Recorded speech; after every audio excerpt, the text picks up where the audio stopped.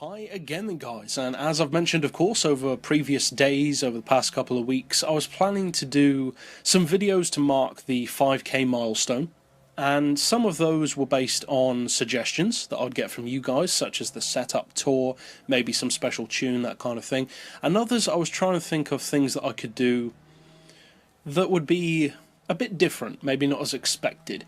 And this particular video, I guess you could say, is kind of a pilot. We've done a couple of pilot videos to test out new series ideas on the channel before.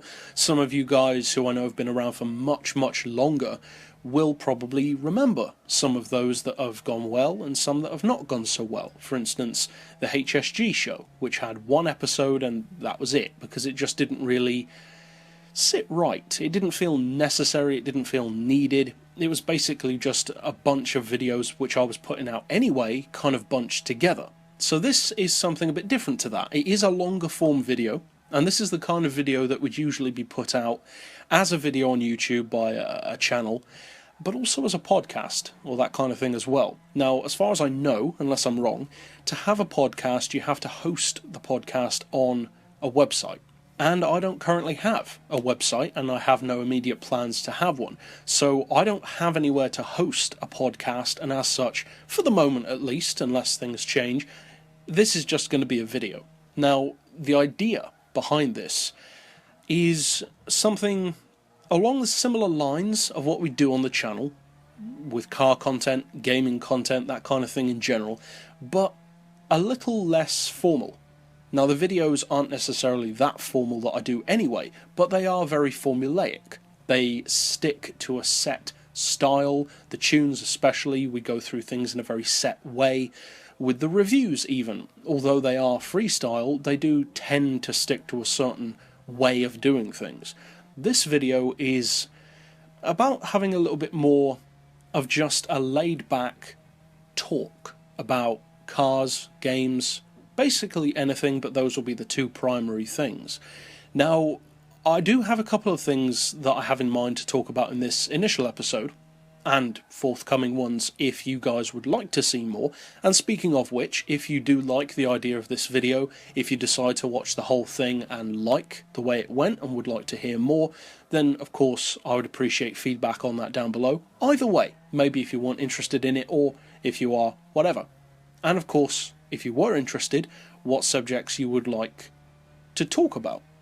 Now, if this format and this kind of video turns out to be, at least to some degree, liked by the majority of you guys, then it could be the kind of thing that could eventually pan out to be bigger, longer form, kind of like the photo competition or Rivals, which really picked up well, or of course the best example, Special Projects, which is one of the most popular series I've done on the channel. Then of course it could get bigger and better. It's the kind of video series which invites the idea of having guests, and although I don't really have collabs in mind or guests in mind as such, and mainly that's to do with the fact that I don't like people, but if the video concept does well, then who knows for the future. At the moment I have no immediate plans to do that, but it's certainly something that could happen. So the basic idea of a video like this is a more informal chat, basically just about stuff which isn't discussed in my weekly videos, because it just doesn't really fit into those, but at the same time it could be stuff that you guys want to talk about. I know that sometimes you guys have put comments down below in videos which aren't to do with the video, but they are welcome comments. Stuff like news to do with Gran Turismo, GT Sport, new cars that are being released, new VGTs, that kind of thing. And basically this is the kind of video which I imagine, and if you guys like it, I plan to have as basically like a roundup for the week, where we could put all that kind of stuff, those outstanding pieces of news or info, or just shoot the breeze about stuff like that, which doesn't fit into the rest of the videos, but which I know you guys have at least some interest in.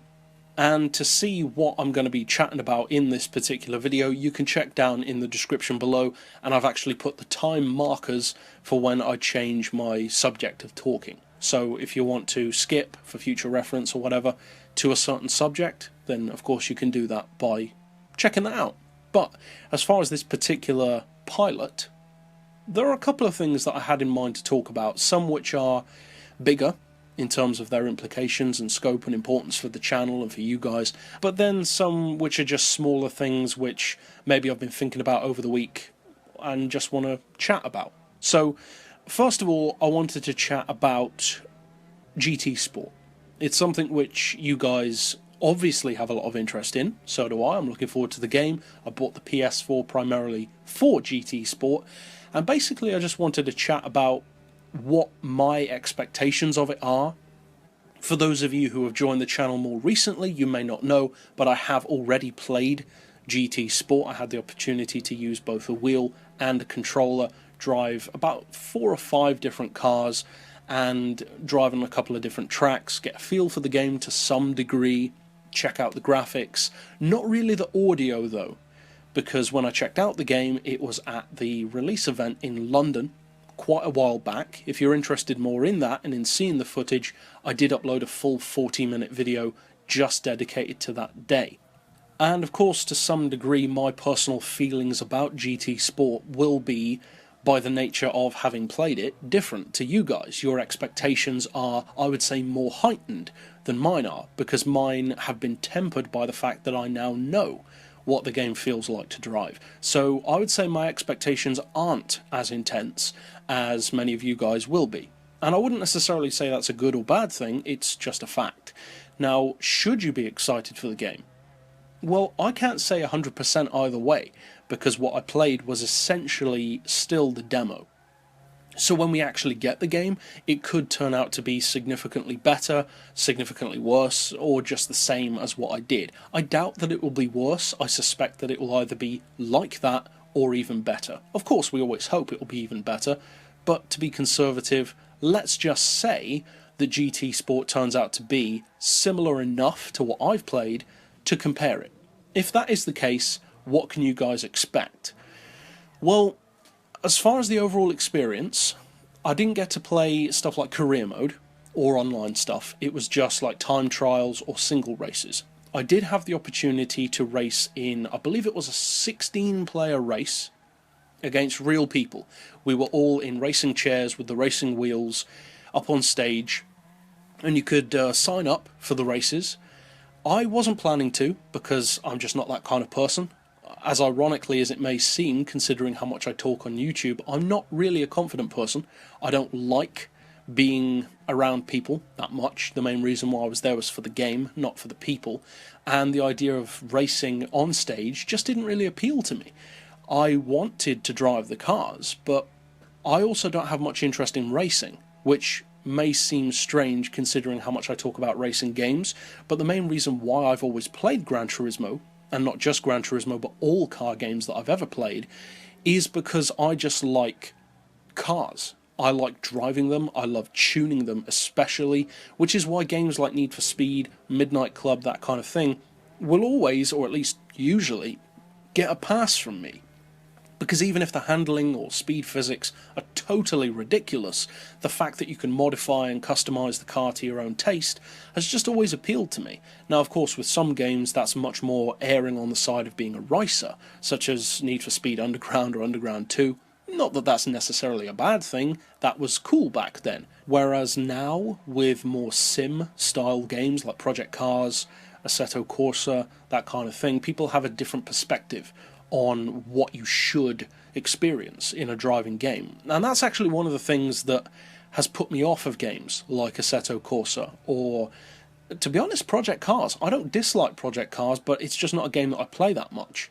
And the reason why is because people seem to have, or the majority of people anyway, seem to have a different idea of what they expect from a racing game than what I do. What I go into a game expecting is somewhere between realism and fun. For me, totally swinging towards one or the other does not make it a good game. If the game is 100% accurate to real life, that doesn't make me want the game.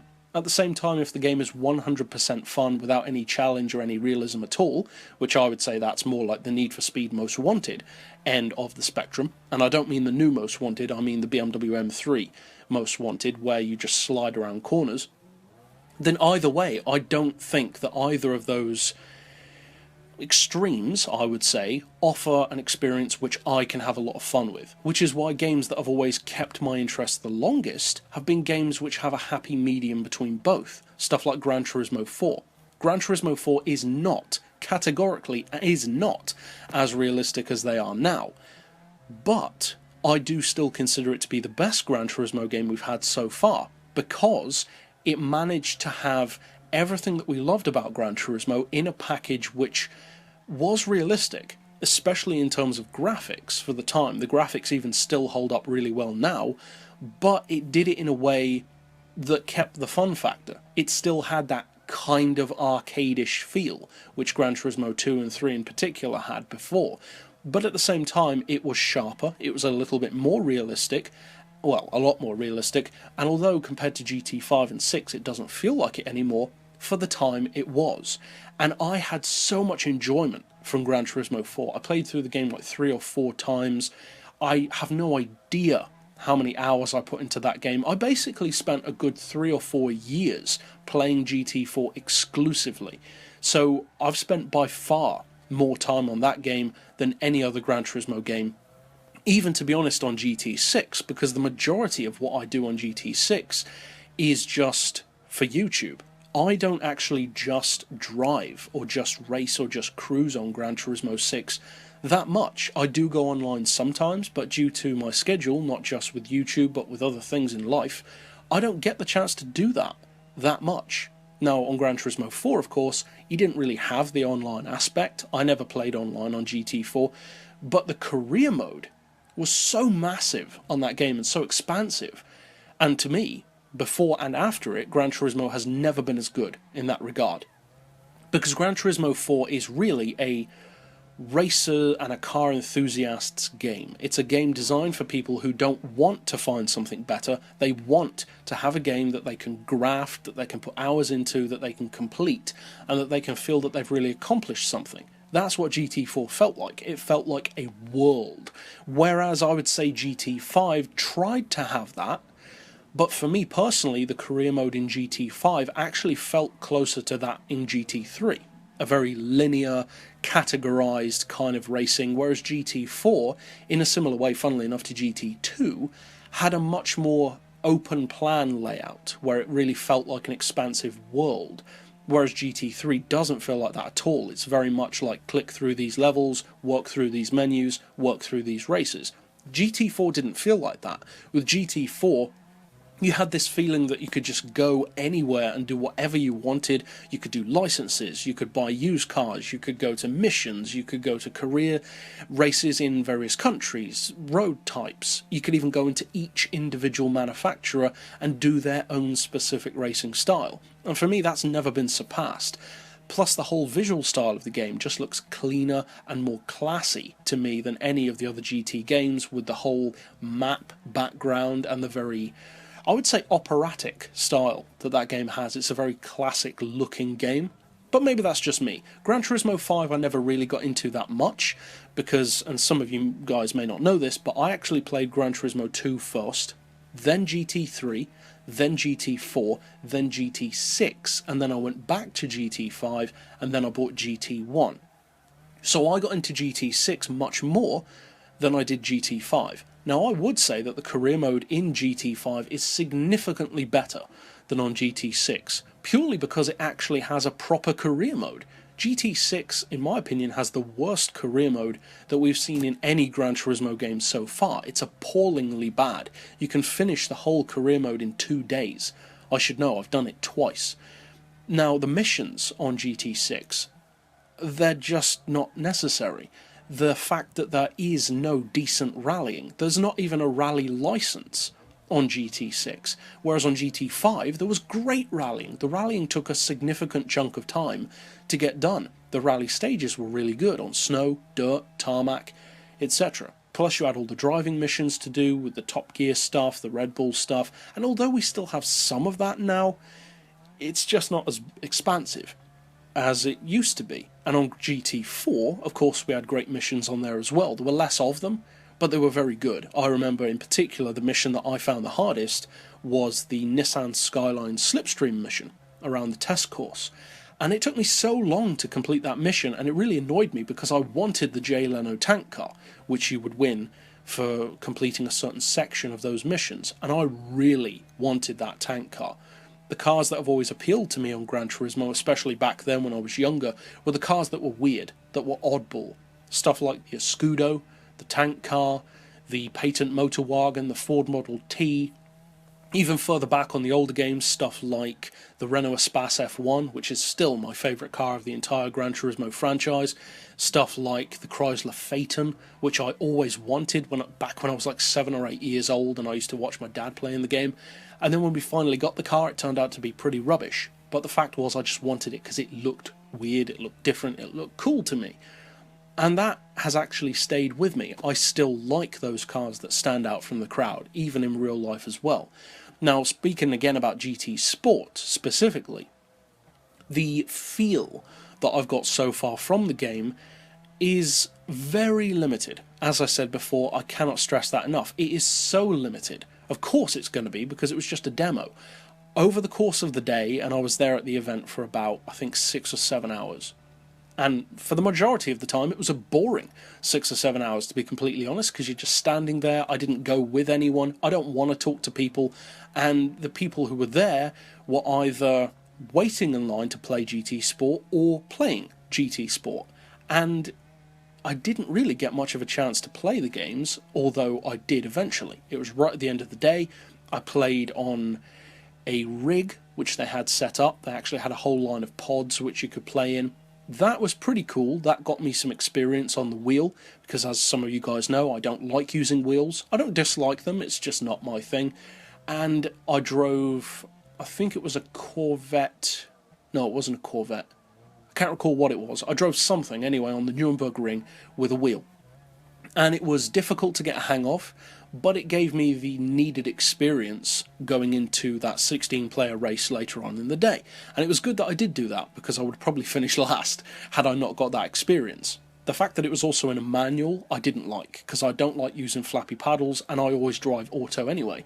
I'm basically the epitome of a lazy driver on Gran Turismo, because as I said earlier, for me, it's not about the racing. It's about fun and about just enjoying driving the car, which is why, as many people like to drive in cockpit mode because it's more immersive, I'm the exact opposite. I like to drive in chase cam because I want to look at the car that I'm driving. For me, that is probably 90% of the enjoyment. For me on Gran Turismo, and this has always been the case, again touching on GT2, I've always preferred cars which I just like more, even if they're not as good. And I've found that over the years, my feelings toward those cars have actually allowed me to make them faster than they would have been, purely because of how much experience I have with the car. My dad always used to say to me about when I was younger playing Gran Turismo, I would deliberately drive the cars which everyone hated, stuff like the Cobra, the Stratos, that kind of thing, and I would make them win, because I just stuck with it until I mastered the car. And that's always the way I've been on Gran Turismo. I would not use what everyone uses. With some exceptions. I will make some exceptions. Stuff like the Mazda 787B, everybody loves it, but there's a good reason. It's a brilliant car, and it does have that kind of exotic, oddball feel because of the rotary engine. With others though, stuff like Nissan GTRs, I don't dislike it, I have a lot of respect for it, but I just don't care for it. If I had the option, I will choose something else 9 times out of 10. Now, as far as GT Sport goes, I had the opportunity to drive the Bugatti VGT, the Hyundai VGT, the Corvette C7R, basically the C7R, it's actually the polyphony version of it, the Corvette LM, or whatever they choose to call it. And I also drove a Jaguar F-Type GT3 style car, again another polyphony fictional one, and that was actually the car that I used in the 16-player event at or towards the end of the day. So the way the day went is I first got there, I checked out the VGT concept cars which were there, the full-size machines. That was cool. You look around, but when you're staying in one room, there's only so much that you can do. So the majority of the time was spent watching other people race, or listening to Kaz talk about the game, or various other developers on stage, etc. Or not developers, but other guys to do with GT Sport.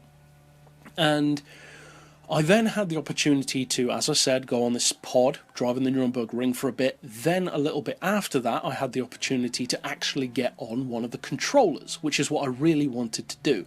Because as cool as it is to use a wheel, it's so different to what I usually do that it doesn't really give me a good point of reference. If I go from driving on a controller to suddenly driving on a wheel, it gives me some idea about the game, but I don't have any point of comparison between the two. It could be good, it could be awful, I don't know, because I don't use a wheel. So having that chance to actually get my hands on a controller really gave me much more of a comparison. And as far as comparisons go, I found it to be similar to GT6, but actually I would say that the steering felt to me a little bit closer to GT5, and I actually prefer the handling on Gran Turismo 5 to on Gran Turismo 6, because the cars feel a little bit more responsive to me. On GT6 they feel a little bit heavier. Maybe that's just me, maybe that's just my driving style, I don't know, but that's how it felt to me. Anyway, on the game the cars felt good, they definitely did not feel as fast. The Veyron Supersport on GT6 would feel like a monster. On GT Sport it felt much more like a traditional GT1 car in terms of its performance, so a little bit more restrained, a bit more held back. The graphics were good, and that's something which we can go into more in another video, and the audio, as I said, I couldn't really hear it because the music at the event was so loud. So basically that's it overall for this initial pilot episode of just a shoot in the breeze kind of video. So as I said, I'd appreciate hearing feedback down below if you did enjoy this, and that's about it. So I'll see you guys next time, and as always, thanks for watching.